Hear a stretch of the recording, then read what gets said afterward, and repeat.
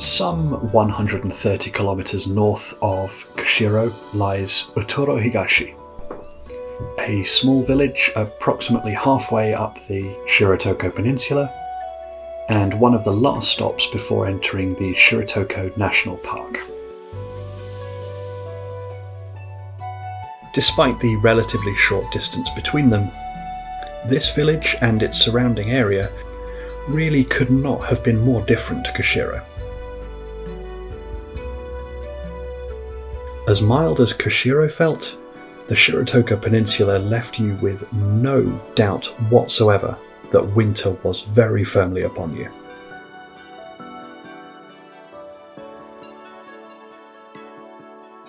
Although this population of Yezo Sika did not appear any more concerned by the colder temperatures than their more southern brethren in Kushiro.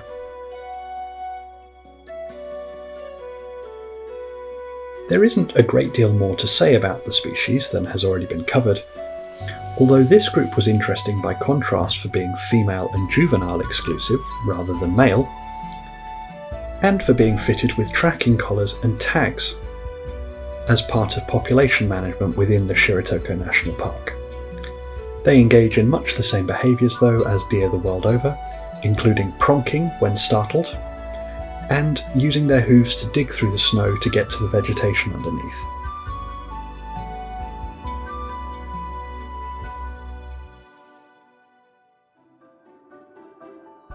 A species I was surprised to see on Shiretoko, although I couldn't tell you why, was the common crow.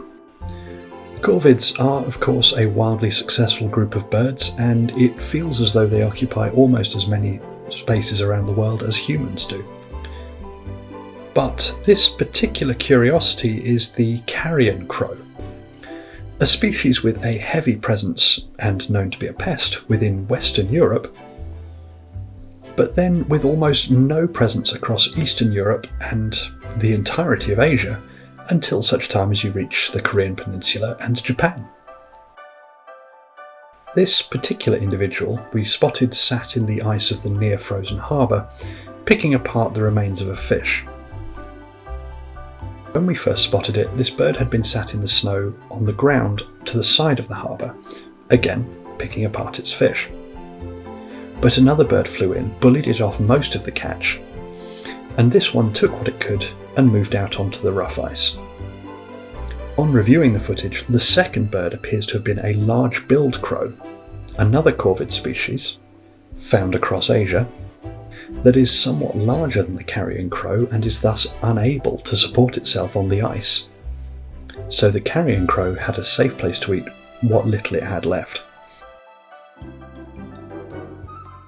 This next species though, the brown dipper, initially had me doubting my sanity. I'd never seen a songbird diving into streams in order to hunt for food.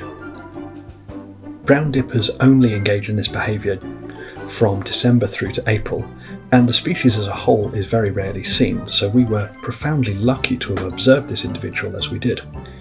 During the rest of the year, adult brown dippers will forage by wading rather than diving, and stranger still, even the chicks will dive when they're hunting for food themselves. The presence of geothermally heated streams across much of Japan is likely a lifeline for these birds, as it enables them to feed year-round, and one small population in Siberia use a similar hot spring to feed in when the air temperature is as low as -55 Celsius.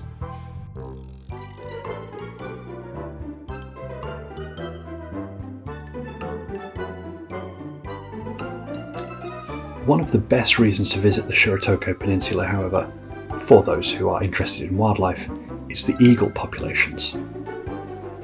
Among the more common black kites, Japanese buzzard, Eurasian sparrowhawks and northern goshawks, 3 species of eagle can be found. Unfortunately, during our brief time on Shiretoko, we weren't able to observe the mountain hawk eagle, as they tend to stay far away from human habitation. But we were able to see, among other things, this juvenile white-tailed sea eagle. It was clearly aware of our presence and initially seemed quite concerned about getting close to us, but as we didn't move for an extended period of time, It eventually grew more comfortable with our presence and circled closer and closer. While white-tailed eagles, like most of the golden eagles, will soar in order to search for food and travel great distances, they are, if you'll forgive me saying so, unusually lazy amongst the species. They have been recorded spending up to 90% of their day perching on trees or crags, especially in poor weather. When they do soar to hunt, it is typically over water, as the vast majority of their diet consists of fish, although they have also been known to take smaller birds and, pretty much exclusively in a secondary capacity, mammals. Unusually amongst eagles, who almost exclusively hunt by shallow diving, which results in the eagle only really getting its feet wet, white-tailed eagles have been observed plunging from a height of at least 200 metres in order to catch prey. The species is also not above scavenging, either taking kills from other species of birds or indeed other smaller eagles, and they will follow fishing boats and exploit commercial fisheries or stocked lakes and similar in order to supplement their hunting.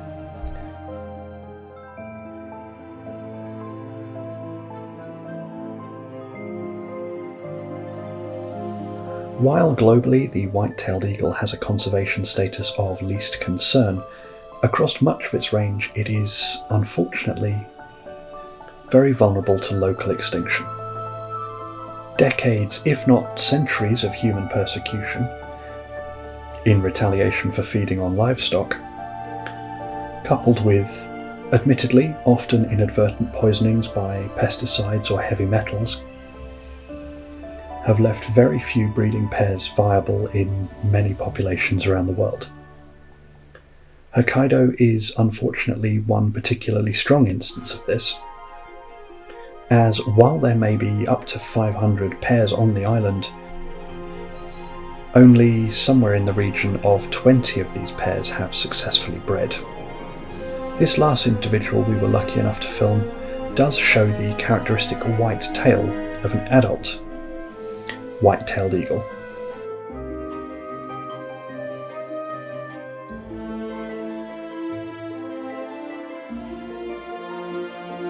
The other eagle we saw in Hokkaido was Stenner Eagle, which unfortunately are in an even worse state than the whitetail, as the current global population is estimated to be 5,000 individuals and falling.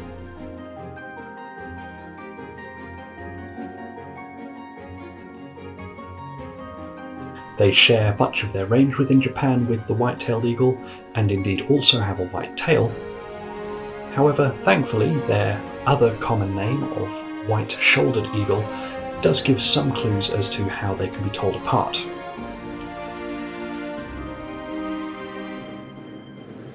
And thankfully, the white tail of the adults also extends up to their rump, rather than being the primary tail feathers as in the white-tailed eagle.